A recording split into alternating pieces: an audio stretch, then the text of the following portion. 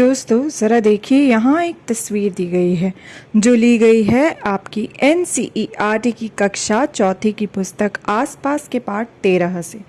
तो हमें क्या करना है, यहाँ पे जो ये तस्वीर है इसकी मदद से इसे देखते हुए कहानी बनानी है और साथ ही हमें कुछ शब्दों का प्रयोग करना है।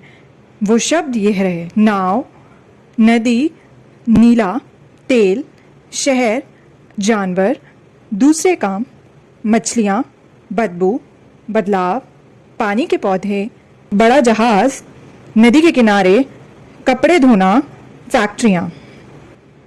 तो इन सब शब्दों को अगर हम ध्यान से देखें तो ये सारे ही शब्द जो हैं इस तस्वीर में भी हमें कहीं ना कहीं दिखाई दे रहे हैं। तो अब हम इस तस्वीर को ध्यान से देखते हुए इन शब्दों की मदद से एक कहानी बनाएंगे और देखते हैं कि हमारी कहानी जो है वो किस प्रकार आगे बढ़ेगी। आपको कुछ दिमाग में आ रहा है इस तस्वीर को देखते हुए कि एक नदी जो है वो बहती हुई आ रही है पहाड़ों से और चलती आ रही है एक गांव से और उसके बाद शहर तक, और रास्ते में कितना कुछ बदल रहा है। तो हाँ, मैंने सोचा है कि मैं इसी पर एक कहानी लिखूंगी।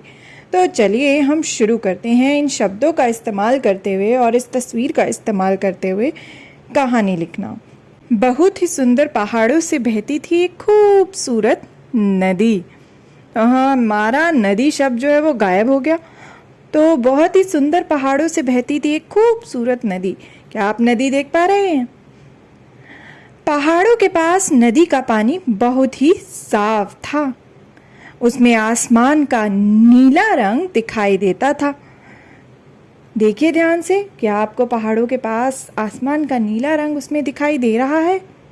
इतने साफ पानी में बहुत सी मछलियां रहा करती थी।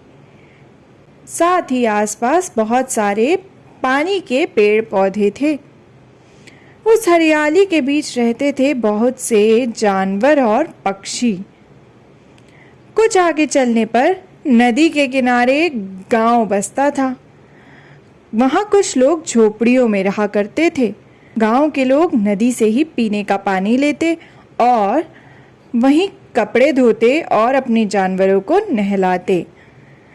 वहां छोटी नाव का इस्तेमाल किया जाता था। साथ ही नदी के पानी का इस्तेमाल दूसरे कामों में होता था। वहां पहुंचते पहुंचते नदी का पानी पहले जितना साफ ना रहता। मछलियां भी कुछ कम होने लगी थी। फिर नदी के कुछ आगे बढ़ने पर उसके किनारे एक शहर बसने लगा और साथ ही फैक्ट्रियां बन गई। साथ ही वहां बड़ा जहाज नदी पर चलता था। कई बार जहाज से तेल गिरकर नदी के पानी में मिल जाता था। फैक्ट्रियों से गंदा पानी और केमिकल सब नदी में मिल जाता था। साथ ही फैक्ट्रियों के पास नदी में बहुत सा कूड़ा करकट पानी में मिल जाता था। नदी में गंदगी बढ़ने के कारण उससे बदबू आने लगी। वहां न आस पास पेड़ पौधे बचे और ना ही जानवर। मछलियां भी वहां के गंदे पानी में मर गई। नदी बेचारी सोचती कि मैं कितनी साफ हुआ करती थी, अब यह मुझे क्या हुआ, मुझ में इतना बदलाव आया है। तो दोस्तों, हमने ये कहानी तो लिख ली जो कि इस तस्वीर से देखकर और कुछ शब्दों का इस्तेमाल करते हुए हमने लिखी। तो ये कहानी लिखने के बाद कुछ चीज़ें हमने तस्वीर में गौर करी जो हमने इस कहानी में लिखी है कि किस तरह जो नदी है वो पहाड़ों से अपनी शुरुआत करती है और वहाँ उसका पानी बहुत साफ़ होता है और बहुत से पेड़ पौधे, जानवर, पक्षी जो है उसके आसपास रहते हैं। पर जैसे जैसे वो आगे बढ़ती है गांव की ओर तो वहाँ पर जो गंदगी है वो थोड़ी बढ़ जाती है और मछलियाँ उसमें कम हो जाती है और जानवर और पेड़ पौधे भी। लेकिन जैसे ही नदी और आगे बढ़ती है शहर की ओर तो वहाँ से फैक्ट्रियों का कूड़ा करकट उसमें मिल जाता है, जहाज़ का तेल उसमें मिल जाता है और जो मछलियाँ हैं वो मरने लगती है और पानी काफ़ी गंदा हो जाता है।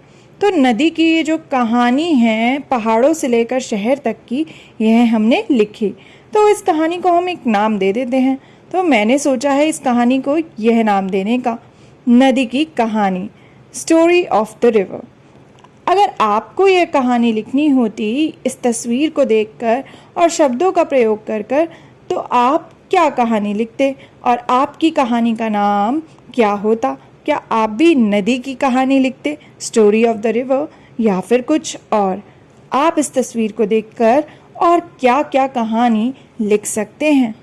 और क्या ये जो कहानी हमने लिखी और तस्वीर में जो जो हमने देखा, वो आपने अपने आसपास भी देखा है कि पहाड़ों के आसपास का जो पानी होता है नदी का, वो काफ़ी साफ़ होता है और शहर तक आते आते पानी गंदा हो जाता है।